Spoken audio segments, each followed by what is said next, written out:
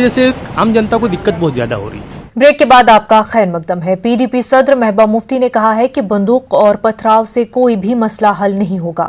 पुलवामा में मीडिया के साथ बात करते हुए महबूबा मुफ्ती ने नौजवानों पर जोर दिया कि वो बंदूक और पथराव की राह अपनाने के बजाय पुरअमन तरीके से जदोजहद करें।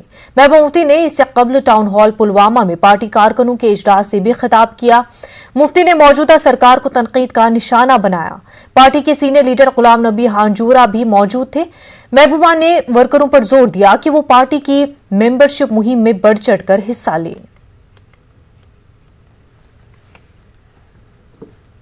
ये है कि बंदूक और पत्थर से कुछ हासिल होने वाला नहीं है।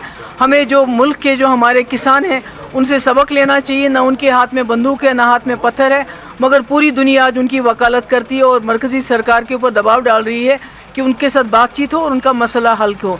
इसी तरह मैं समझती हूँ हम जम्मू कश्मीर के लोगों को भी एक पुरअमन तरीके से कोशिश करनी चाहिए, पुरअमन तरीके से एक स्ट्रगल करना चाहिए, न सिर्फ जो हमारा खोया हुआ वकार बहाल करने के लिए, बल्कि मसले कश्मीर जिसकी वजह से हमारे हज़ारों लोग, हमारे हज़ारों नौजवान जो हैं जाँ बहक हुए हैं, चाहे वो मिलिटेंट है, चाहे वो सिक्योरिटी फोर्सेस हैं, चाहे वो हमारा पुलिस का आदमी है, चाहे आम शहरी है, ताकि उनका जो खून है वो रायगा ना हो।